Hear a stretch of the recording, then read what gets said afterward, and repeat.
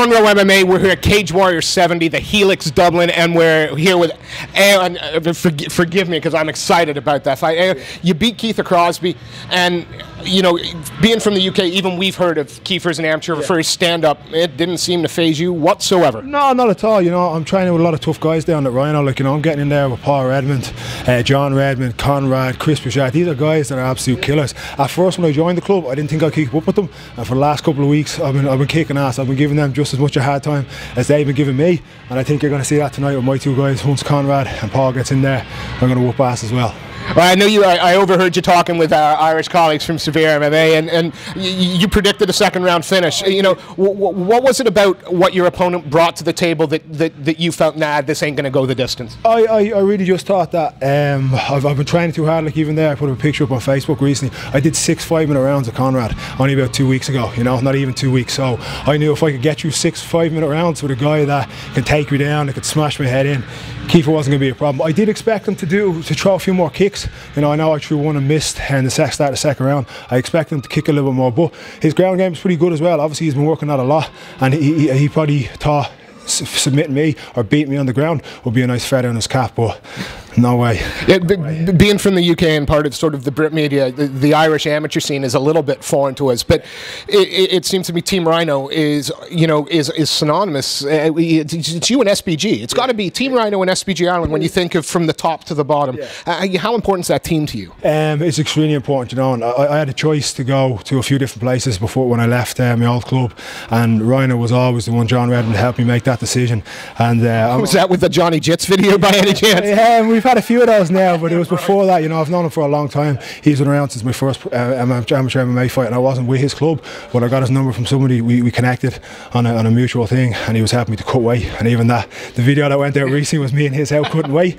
But I personally think that Team Rhino, anyone that's listening, Team Rhino is the best club in the country. I don't care what SBG have. And to be honest with you, this is my moment. I don't talk a lot of trash, but I've been asking to fight an SBG guy for a while now. I wanted to test myself. If they see themselves as number one, I want to beat the number one. So anybody else from SBG that's in the welterweight division that wants to fight, come at me. Come get me.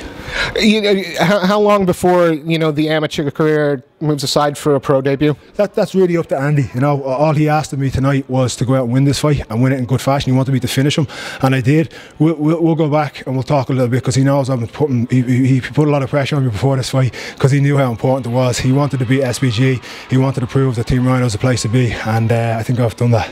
Is it a case that you want to keep active though? Can we expect another couple of amateur fights maybe this year, or, you know, heaven forbid, they're back here December 31st, aren't they? You know, I could be, whether it's, you know, there's battles on, Andy's showing battles on there in September. I'm not injured, I'm good, I'm going to be training. If there's a fight to be had there, I'll have it. I know there's some shows in November, there's some fights in October. If there's fights there, I'll take them. But New Year's, that would be my dream. New Year's is very special to me. I proposed to my girlfriend nearly 2 years ago at Cage Warriors when McGregor won his title, so it's a pretty special night for me, and if I could come back as a pro on New Year's, that'd be a pretty big Christmas present. It was a pleasure to watch you work. Before we let you go, we always end. Is there anybody you'd like to give a shout out to? Any sponsors you'd like to thank? I want to give a big shout out to Mohawk. You know, that's my guy, Vinny Cardoso. I've been training with him for a long time, and he's just a small up and coming guy. He's just doing his thing. He's another blue collar guy. Those are the type of people I want to work with. He's looked after me. Look how good these t-shirts look. You know, Mohawk, Team Rhino on the back. You know, it's pretty special. My name on the side here. Yeah, it's pretty special. Anything I ask for, he always hooks me up. I got hoodies, shorts. You can see the nice fancy shorts I got as well. Nice. Mohawk and my people. And a big shout out. There's another company I want to shout out. They've been looking after me. Ray. He has one-to-one contact sports downtown, just off Mary Street. And he's a really good guy. He's a really big fan of the sport. He couldn't make it here tonight, but I want to dedicate that one to him as well. It was a pleasure to meet you. A pleasure to watch you work, and we can't wait to see you do it again. Ayo Daly, cannot wait for the pro debut. Thank you. Thank you, sir.